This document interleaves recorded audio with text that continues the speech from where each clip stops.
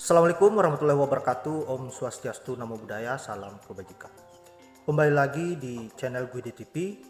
Sangat heboh, ada sebuah pemberitaan di mana harga beras begitu melonjak tinggi sehingga sebagian besar rakyat Indonesia menjerit akan hal itu. Dan yang paling menarik bagi saya adalah ada seorang nenek-nenek yang mengalami sebuah kelaparan karena tidak mampu membeli beras. Ini kita bisa bayangkan bahwa betapa bengisnya Jokowi di akhir-akhir jabatannya ini, yang hanya sibuk cawe-cawe agar bisa memenangkan Prabowo Gibran dan juga membagikan beras untuk dijadikan sebagai bahan kampanye Prabowo Gibran menggunakan fasilitas negara untuk kemenangan Prabowo Gibran, sehingga negara menelan kerugian yang sangat besar dan bahkan harga beras saat ini sangat memprihatinkan. Untuk itu, agar tidak menimbulkan rasa bosan dari sahabat-sahabat karena ocehan saya, lebih baik kita simak videonya terlebih dahulu seperti apa. 2 hari nggak pernah masak saya. Makannya daun singkong. 2 hari nggak makan nasi loh, makan daun singkong sampai gemetar tangannya nenek itu. Ini yang perlu diperhatikan pemerintah itu. Ya, stoplah subsidi BBM untuk kami. Stoplah subsidi LPG dan naikkanlah barang-barang lainnya, beras dan pokok lainnya. Nggak apa-apa, kami siap demi untuk menolong nenek ataupun orang-orang yang berkekurangan seperti nenek ini. Bukan mau makan ngasih siang gratis untuk anak-anak orang kaya, untuk anak-anak yang berkecukupan. Sayang uangnya. Masih banyak yang membutuhkan di Indonesia ini. Tolong dan dicermati siapapun pemimpin kami di hari ke depan. Ya, zaman seperti ini masih ada seperti orang tua seperti itu nggak makan nasi 2 hari. Cuek aja pemerintahan kamu Bapak Jokowi. Gimana hati nurani kalian? Laporan komandan, per hari ini beras 16.000. Laporan selesai, 86, makan gendong kuda. Anjay.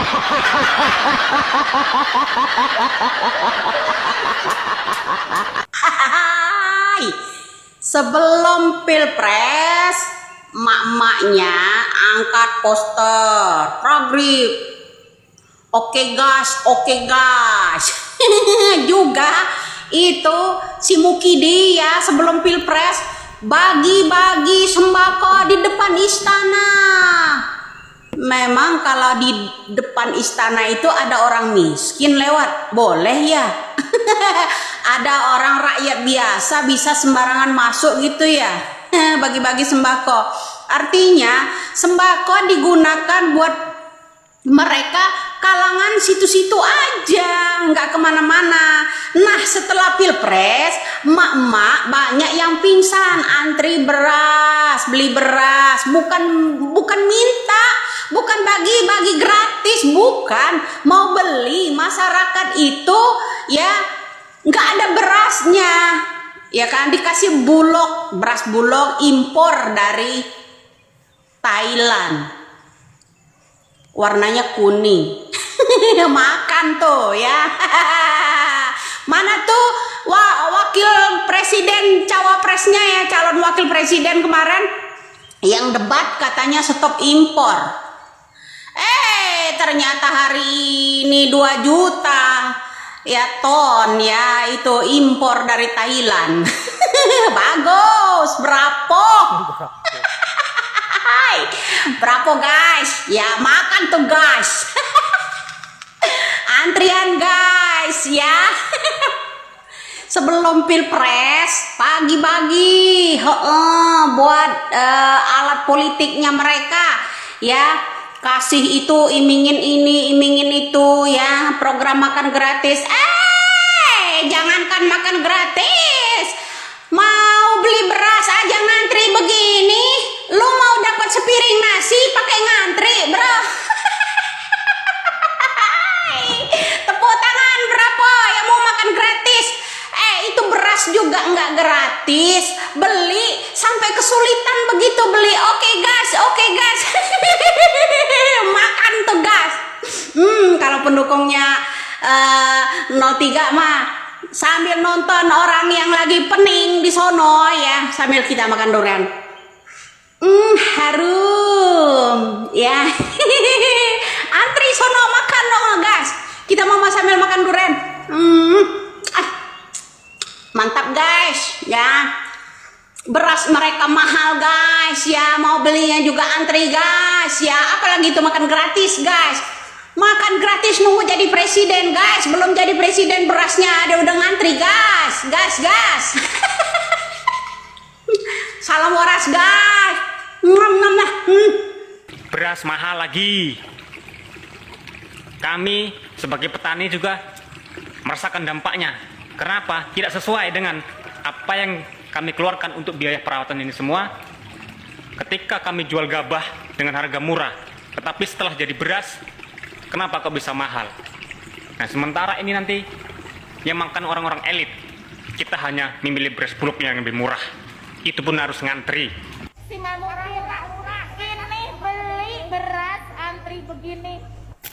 Assalamualaikum warahmatullahi wabarakatuh. Salam Om Swastiastu, Namo Buddhaya. Salam kebajikan, rahayu-rahayu. Dinikmatin Bu, dinikmatin saja. Kan sudah Anda pilih, karena dikasih pilihan yang memikirkan rakyat, malah Anda pilih seseorang yang memikirkan gaji pejabat. Ya itulah, nikmatin Bu, nikmatin saja dengan joget-joget aja.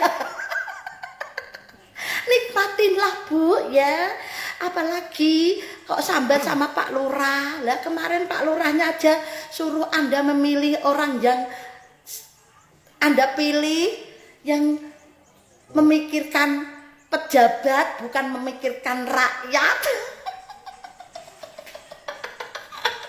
Yang menyejahterakan koruptor, yang tidak membasmi koruptor. Itulah pilihannya ibu-ibu sekalian. Nikmati Bu, saya senang sekarang melihatnya. Senang sekali. Karena apa? Kata Mas Wowo, Indonesia itu tidak boleh Indonesia tidak boleh pinter. Indonesia itu harus tetap menjadi pelayan, tahu? Lah itulah Mas Wowo bilang. Itulah kalau ada seorang pemimpin yang bersih, yang mau memintarkan anak bangsa, tidak boleh ya. Karena kata Mas Wowo waktu berpidato dahulu, Indonesia tidak boleh menjadi bangsa yang pintar. Indonesia harus menjadi bangsa yang bodoh, harus menjadi bangsa pelayan untuk bangsa lain. Itu yang Mas Wowo omongkan waktu dulu pidato. Waktu masih menjadi menantunya Bapak Orba. Nah sekarang nikmati Bu. Karena apa? Satu keluarga, untuk menyejahterakan keluarga itu dibutuhkan satu anak yang bisa membantu perekonomian keluarga. Ibu kan nggak mau. Ibu yang dipilih kan yang pemimpin yang memikirkan pejabat dan para aparat biar naik pangkat dan gajinya bisa meroket ya. Nikmatin Bu, salam baras 5 tahun 4. Yap, itulah sejumlah kritikan para netizen terhadap kebijakan Pak Jokowi di akhir-akhir jabatannya. Dan apa yang kita saksikan hari ini sangat miris rasanya, di mana harga-harga beras begitu pesat naik dan membuat sebagian rakyat Indonesia betul-betul meradang. Dengan terjadinya hal-hal yang seperti ini, di mana kita tahu sendiri bahwa negara Indonesia adalah negara yang begitu besar penghasilannya dari alam, terutamanya dari persoalan menghasilkan yang namanya padi dan dijadikan sebagai beras. Tetapi hari ini sebagian besar rakyat Indonesia mengalami sebuah kelaparan yang begitu besar, dan bahkan ada seorang nenek-nenek yang tidak pernah makan dalam 2 hari karena beliau tidak sanggup untuk membeli beras. Ini namanya perbudakan di negeri sendiri, bahwa rakyat kita sendiri, rakyat Indonesia hari ini dijajah oleh para kaum elit yang bernama rezim Jokowi dan juga antek-anteknya Prabowo dan juga Gibran. Kita tidak bisa membayangkan bagaimana kepemimpinan Prabowo Gibran ke depannya. Kita lihat sendiri gambaran yang sudah nyata bahwa Jokowi saja saat ini membuat sebagian besar Indonesia luluh lantah dengan kebijakan-kebijakannya yang memanfaatkan beras untuk dijadikan sebagai alat kampanye untuk Prabowo pada saat sebelum Pilpres. Dan setelah pergelaran Pilpres, rakyat menanggung akibatnya. Akhirnya rakyat tidak bisa membeli beras dan bahkan melakukan sebuah antrian yang begitu panjang, yang sebenarnya mereka membeli bukan mengharapkan sesuatu hal yang gratis, namun itu pun menjadi sebuah hal yang sangat susah hari ini. Nah, tidak hanya itu, dampak yang dirasakan oleh para petani-petani, khususnya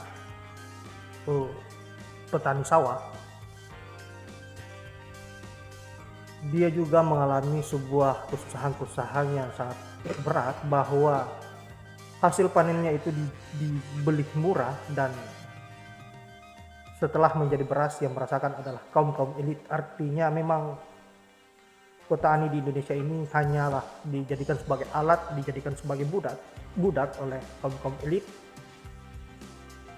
Dan ini membuat kita semua sedih karena kegagalan Pak Jokowi di akhir-akhir jabatannya ini mampu merusak nama baiknya, dan